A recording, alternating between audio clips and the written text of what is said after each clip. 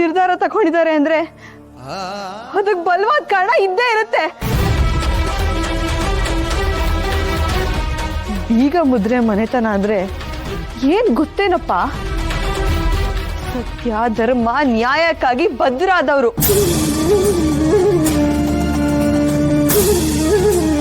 ತ್ರಿಕಾಲ ಜ್ಞಾನಿಗಳಾದ ಗುರುಗಳು ತಮ್ಮ ಉತ್ತರಾಧಿಕಾರಿಯಾಗಿ ಸಮುದಾಯದ ಲಕ್ಷಾಂತರ ಜನಗಳ ಮಧ್ಯೆ ಇವರನ್ನೇ ಆಯ್ಕೆ ಮಾಡಿದ್ದಾರೆ ಅಂದ್ರೆ ಅದು ಅವರ ಮೇರು ವ್ಯಕ್ತಿತ್ವಕ್ಕೆ ಇಟ್ಟ ಕಳಶವೇ ಹೊರತು ಪಾಪಕ್ಕೆ ಸಿಕ್ಕ ಫಲ ಅಲ್ಲಪ್ಪ.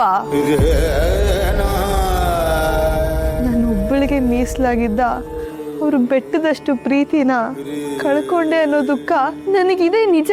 ಆದ್ರೆ ಆ ಪ್ರೀತಿನ ಈ ಜಗತ್ತಿನ ನೊಂದ ಜನರಿಗೆಲ್ಲ ಹಂಚಕ್ ಹೋಗ್ತಿದ್ದಾರೆ ಅನ್ನೋ ಹೆಮ್ಮೆ ಕೂಡ ನನಗಿದೆ.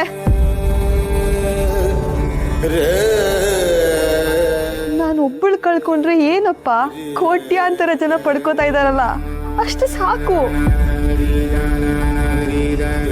ಅವರು ನನಗೇನು ಕಡಿಮೆ ಮಾಡಿಲ್ಲಪ್ಪ. ಮುದ್ದಾದ ಮಗನ್ ಕೊಟ್ಟಿದ್ದಾರೆ, ಬಂಗಾರದಂತ ಬಳಗನ್ ಕೊಟ್ಟಿದ್ದಾರೆ. ಹೆತ್ತವರು ನೀವಿದ್ದೀರಾ. ಅವರು ಲೋಕವನ್ನ ನೋಡ್ಕೊಳಕ್ ಹೊರಟಿದ್ದಾರೆ, ನೀವಿಷ್ಟು ಜನ ನಮ್ಮನ್ನ ನೋಡ್ಕೊಳ್ಳೋವೇನಪ್ಪ. ಅಮ್ಮ ಸರಸ್ವತಿ, ನಿನ್ನ ಬಾಯಿಂದ ಇಷ್ಟು ಧೈರ್ಯದ ಮಾತು ಬಂತಲ್ಲ ತಾಯಿ, ನಮಗೆ ಹೋದ ಜೀವ ಬಂದಂತಾಯ್ತು. ನಿನ್ನ ಮಗಳಿಗಿಂತ ಮಿಗಿಲಾಗಿ ನೋಡ್ಕೊಳ್ತೀವಿ. ಇವತ್ತೇ ನೀ ನಮ್ಮ ಜೊತೆ ಬಂದ್ಬಿಡು ಸರಸ್ವತಿ. ನನ್ನ ತಮ್ಮ ಮನೆ ಬಿಟ್ಟು ಹೋಗುವಾಗ ಒಂದು ಕಡ್ಡಿನೂ ಮುಡ್ತೆ ಬರೀ ಕೈಯಲ್ಲಿ ಹಾಗೇ ಹೋಗಿದ್ದ.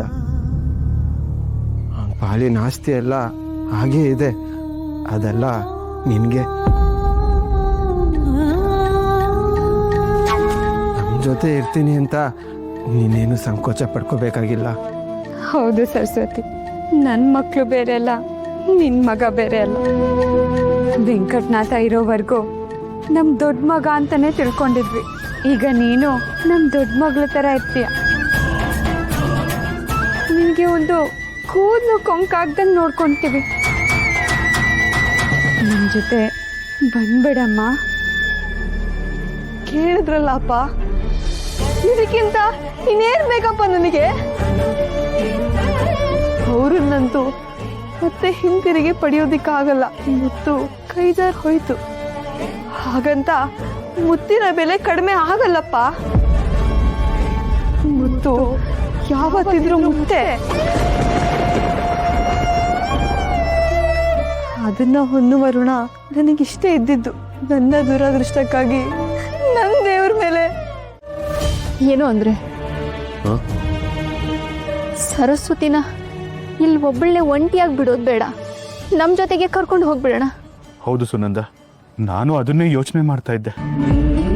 ಗುರುರಾಜಾಚಾರ್ಯರೇನು ಕನಿಕರದಿಂದ ಕರೆದಿದ್ದಾರೇನೋ ನಿಜ, ಆದರೆ ಈ ಕನಿಕರ ಎಷ್ಟು ದಿನ ಇರುತ್ತೆ? ಅವ್ರಿಗೂ ಅವ್ರದ್ದೇ ಆದ ಸಂಸಾರ ಇದೆ ಅಲ್ವೇ? ಇಷ್ಟು ವರ್ಷಗಳಿಂದ ತಮ್ಮ ಬರೋದಿಲ್ಲ ಅಂತ ಆಸ್ತಿನೆಲ್ಲ ತಾವೇ ಅನುಭವಿಸ್ತಾ ಇದ್ರು. ಈಗ ಸರಸ್ವತಿ ಮಗನನ್ನ ಕರ್ಕೊಂಡು ಹೋದ್ರೆ ಪಾಲಿಗೆ ಬಂದ್ಬಿಟ್ರು ಅನ್ನೋ ಭಾವನೆ ಇವತ್ತಲ್ಲ ನಾಳೆ ಬಂದರೂ ಬರಬಹುದು. ಎಷ್ಟೇ ಆದರೂ ಹುಟ್ಟುತ್ತಾ ಅಣ್ಣ ತಮ್ಮಂದ್ರು, ಬೆಳೀತಾ ದಾಯಾದಿಗಳಲ್ವೇ? ಹೌದು, ನಮ್ಗಾದ್ರೂ ಯಾರಿದ್ದಾರೆ? ಇರೋನೊಬ್ಬ ಮಗ ಅಲ್ವೇ? 3 ತಲೆಮಾರು ಕೂತು ತಿಂದ್ರು ಕರಗದೆ ಇರೋಷ್ಟು ಆಸ್ತಿ ಇದೆ. ಹೆತ್ತೋರ್ ಜೊತೆ ಇದ್ರೆ ಪಾಪ ಅವಳಿಗೂ ಒಂದು ಧೈರ್ಯ ಇರುತ್ತೆ. ಅವಳು ಬೇಡ ಅಂದ್ರೂ ಒತ್ತಾಯ ಮಾಡಿ ಗುರುಗಳಿಗೊಂದು ಮಾತು ಹೇಳಿ ಕರ್ಕೊಂಡು ಹೋಗ್ಬಿಡೋಣ. ಸರಿ, ಹಾಗೆ ಮಾಡೋಣ. ಹರಿಯನೇನೆ ಮನವೇ ಚಿಂತೆಯನು ಬಿಟ್ಟು ಅಂತಕನ ಧೂತರಿಗೆ ಕಿಂಚಿತ್ತು ದಯವಿಲ್ಲ. ಶ್ರೀಹರಿಯನೇನೆ ಮನವೇ ಚಿಂತೆಯನು ಬಿಟ್ಟು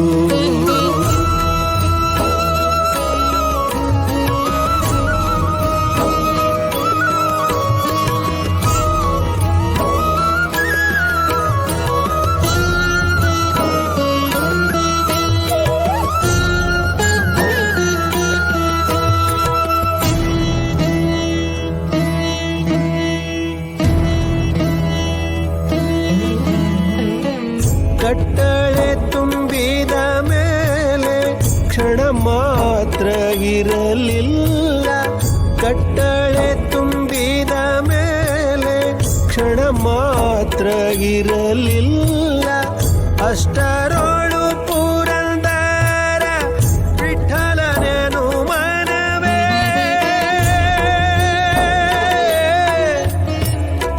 ವಿಠಲನೇ ತಾಯಿ ಸಚಿದೇವಿ, ನಾನು ನಿನ್ನನ್ನೇ ನಂಬಿ ಬದುಕ್ತೆ, ಪೂಜಿಸ್ತೆ, ಆರಾಧಿಸ್ತೆ. ನಿನ್ನ ಕೃಪೆಯಿಂದ ದೊರಕಿದ ಪ್ರೀತಿಯನ್ನೇ ದೇವರು ಅಂತ ನಂಬದೆ ಅವರ ಅನನ್ಯ ಪ್ರೀತಿಯ ಸುಳಿಯಲ್ಲಿ ಸಿಲುಕಿ ನನ್ನನ್ನು ನಾನೇ ಕಳ್ಕೊಂಡೆ. ನಮ್ಮ ಸಂಸಾರದ ಮೇಲೆ ಯಾರು ಕಣ್ಬಿತ್ತೋ ಕಾವೇರಿ ಪಟ್ಟಣ ಬಿಟ್ಟು ಬಂದಿದ್ದೇ ಮುಳುವಾಯ್ತು. ನನ್ನ ಸ್ವಾಮಿ ನನ್ನ ಪ್ರೀತಿಗೆ ಬೆನ್ನು ಹಾಕಿದ್ರು. ಮತ್ತೆಂದೂ ನನ್ನತ್ತ ತಿರುಗಿ ನೋಡದ ಹಾಗೆ. ನನ್ನ ಅಸ್ತಿತ್ವವೇ ಅವರಾಗಿರುವಾಗ ಅವರಿಲ್ಲದೆ ನಾನು ಹೇಗಿರಲಿ? ನನಗೆ ದಾರಿ ಕಾಣಿಸ್ತಿಲ್ಲ ತಾಯಿ. ಇಡೀ ಜಗತ್ತು ಶೂನ್ಯ ಅನ್ನಿಸ್ತದೆ. ಬಹುಶಃ ನನ್ನ ಬದುಕು ಪೂಜೆಯ ಕೊನೆಯಲ್ಲಿ ಅರೆ ಕ್ಷಣ ಉರಿದು ಪರಿಮಳ ಬೀರಿ ಮಾಯವಾಗುವ ಕರ್ಪೂರದಂತೆ ಅನಿಸುತ್ತೆ. ನನ್ನ ಕರ್ತವ್ಯ ಮುಗೀತು. ನನ್ನ ದೇವರ ಸೇವೆಗಾಗಿ ಉರಿದೆ. ಈಗ ಶೇಷವೂ ಉಳಿಯದಂತೆ ಹಾರಿ ಹೋಗುವುದೊಂದೇ ಅಂತಿಮ. ನನ್ನನ್ನು ಸ್ವೀಕರಿಸು ತಾಯಿ. ನನ್ನ ಮಗನನ್ನು ರಕ್ಷಿಸು. ನನಗೆ ಮುಕ್ತಿ ಕೊಡು.